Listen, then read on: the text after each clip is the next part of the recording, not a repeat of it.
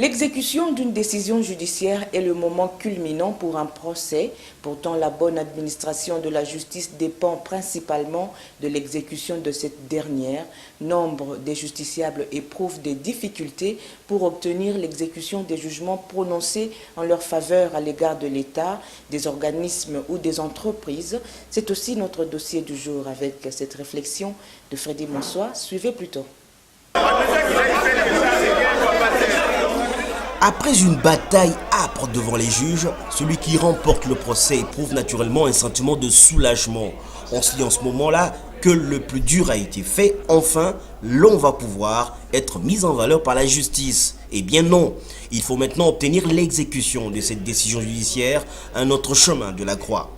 On se rend bien compte que le moment culminant d'un procès en justice n'est pas, comme on pourrait se l'imaginer, le prononcé du jugement qui met fin au litige, mais plutôt l'exécution de cette décision.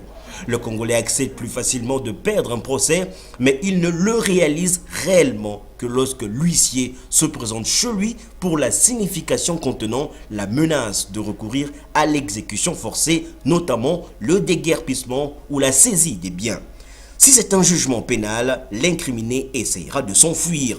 À ce moment-là, il va user de toutes les influences possibles pour tenter de faire échec à l'exécution forcée annoncée. Parfois, la partie gagnante ou perdante va plus loin en s'adressant soit à un organe, soit à une autorité de l'État qui, en définitive, n'a pas compétence pour autoriser ou empêcher l'exécution d'un jugement. Gagner un procès face à une institution ou à l'État congolais, on est presque sûr que c'est pour la forme que le justiciable sort vainqueur, car au fond, la décision prendra du temps à être exécutée. Ajoutez à cela la lenteur administrative, les pesanteurs politiques, les interférences de toute nature, des personnalités haut placées pour annihiler les efforts de la justice font surface. Voilà le tableau.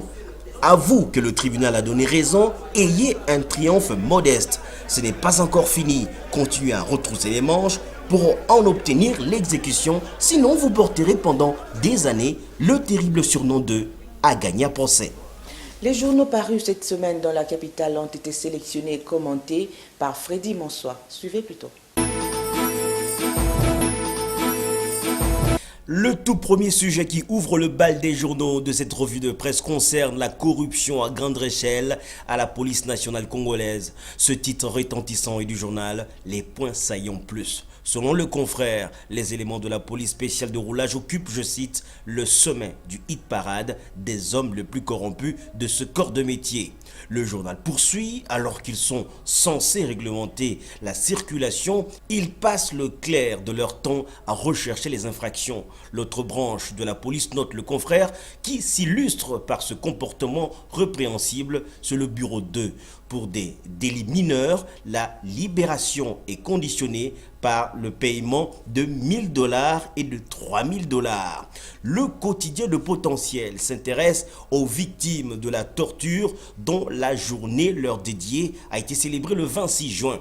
Cité par le journal, le secrétaire général adjoint de l'OCDH fait savoir que le recours à la torture reste une réalité en RD Congo où elle est du reste renforcée par l'état de guerre. L'ONU, pour sa part, engage les États membres à redoubler d'efforts pour venir en aide aux victimes des actes de torture ou autres peines et traitements cruels, inhumains et dégradants. Congo News suit de près le procès qui oppose le pasteur Denis Lessi au pasteur Ntawa. Retient qu'à l'audience du jeudi 27 juin, le tribunal va auditionner le chauffeur de Denis Lessi accusé d'escroquerie. De contradiction en contradiction, Denis Lessi, d'après le journal, change de déclaration au fur et à mesure. Congo News fait savoir que Denis Lessi nie les faits et soutient que Ntawa lui a fait une dotation pour pallier le manque de locomotion dont il était confronté. À la question du juge de savoir pourquoi alors a-t-il vendu si tôt, soit 2 jours après cette prétendue dotation, lui qui a soutenu avoir un problème de véhicule, Lessi répondra que cette Jeep n'était pas à son goût. On va terminer cette revue de presse par le quotidien Le Palmarès qui annonce que le tribunal de Massissi dans le Nord Kivu a son tribunal de paix. Le bâtiment du tribunal a été officiellement remis le 25 juin aux autorités de Massissi Centre. La population était obligée de se rendre à Goma, renseigne le confrère, à plus de 70 km sur une route en mauvais état à Massissi. Les magistrats affectés dans ce territoire disent attendre du gouvernement central les moyens nécessaires pour exercer leurs fonctions. Voilà, c'est la fin de cette revue de presse. À très bientôt.